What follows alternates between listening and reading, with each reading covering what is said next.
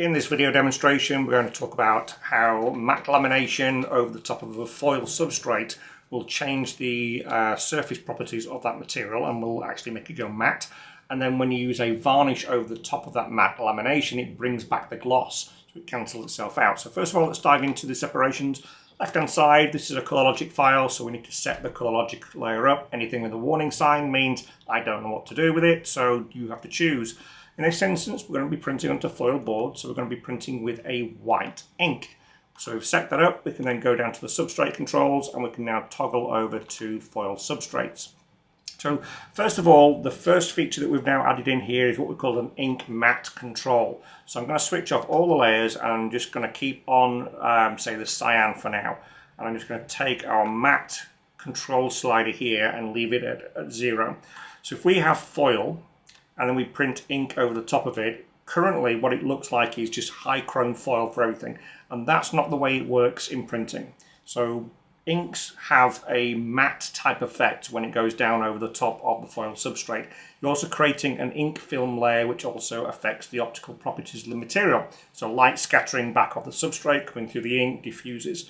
So the ink matte control allows us to control that. So I'm just going to bring it right down now so you can see what happens. If we bring that really quite low, you'll see how in the reflections, like in this blue area, is being reduced down. So we can control the reflectivity of how ink performs over the top of the substrate.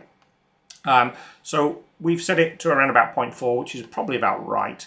And then it's compounded when you put every other layer over the top of it. So we're going to get slight dulling down. So where we have the blacks, etc., you get less light shining through because obviously light is being blocked. So that's the first fundamental part of the new upgrade that we've added into it, is how to control the inks that are printed over the top of it. Now, beyond there, we also have the option to put on a lamination. So let's just put on the ColorLogic layer for now. So the ColorLogic layer, for all of you that don't know, let's just switch everything off. And let's just switch the ColorLogic layer on. So the ColorLogic layer is using a white mask to mask everything out. So all the effects are created through the ColorLogic system. Okay, next what we're going to do is we're going to add a lamination layer. So from the little plus symbol here, click on it, and we'll go to Import Layer from PDF. You won't see this sneaky little thing here. That's my new development that I'm working on. So you'll only see two options, but just a little nod to something that's coming out in the future. So Import Layer. No, we're going to add a flood layer. So add a flood layer. And we're going to go down to lamination. And we're going to click on confirm mapping. So that's now going to put a lamination layer over across the top of the entire sheet.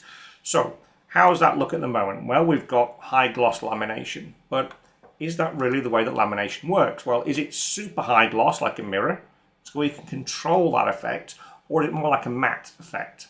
Now what we're doing here, because we're matting down the effect through a matte lamination also affects the color, so it actually goes slightly lighter, and we can control that effect through the matte veil. So the idea is you can match how your design actually works in real life. Now here's the fun thing. Let's switch everything off. So we've got the foil substrate. Now let's put on that flood layer. So that's matting down the reflectivity. Let's just bring it quite low. Okay, so we've now cancelled out that reflectivity of that substrate. But what happens if we put a varnish over the top of it? So we've got Duplo here. So I'm not going to switch on just yet. I'm just going to move it up above the top. Now, first of all, you'll also notice that we have the ability to move layers. We can move a layer up, down, one space at a time, or we can move it top to bottom, or we can delete it, and we can add layers. It's a fundamental part of the rendering process is that you have to be able to move things around.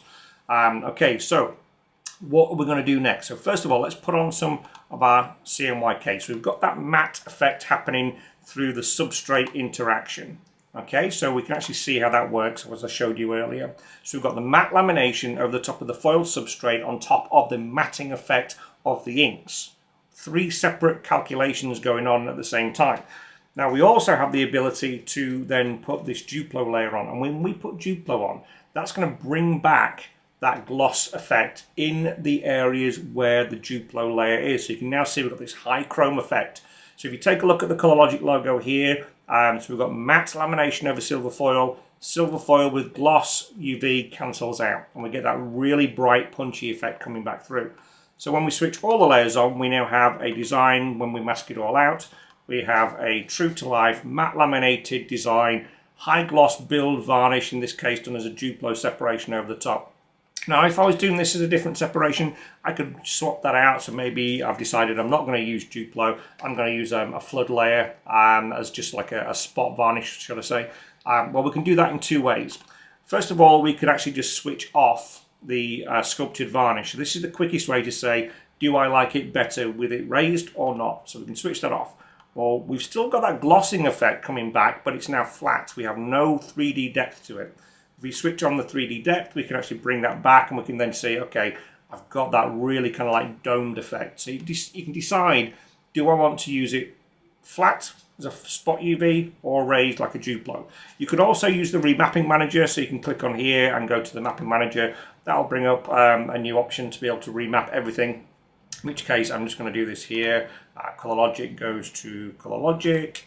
And Duplo, let's do that just to a varnish, so it's no longer the Duplo.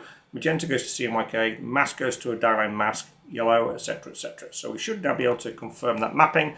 That will rebuild our file for us. All we'll have to do is set up the Color Logic layer, because we have no longer got it set to the white separation. So Color Logic, open up that separation, oops, click on white. We've now got our file masked out. Now, we don't have a lamination on here because obviously we've reprocessed the file, so we would have to add on a lamination if we wanted to do so. I'm not going to do that now because it's just a bit of a waste of time, but just to show you that we can actually remap the separations through the mapping manager, in which case I've now got it in varnish. And then obviously it's the other way around. If you think, actually, what would it look like as a 3D raised varnish? Well, we could switch that on, give it some depth, and just like that, we've now got ourselves a nice deep beveled spot glossy UV varnish. So easy way to be able to build your file, test it out, just play around with it. But the more important factor is there's a lot of physics that goes into printing. How ink reacts over the top of substrates. Like I said, the matting effect that you get on the silver substrate down here, you know, that matte control, that is affected by ink that goes over the top. You put matte lamination, that's going to change the optical properties. You put the varnish over the top of the lamination, and that changes again. So you've got to have independent mathematics working all the way through all the different layers. In simple terms, we know what we're doing. We stacked it all up for you. All you have to do is add the effects, control the settings, and save your files that way.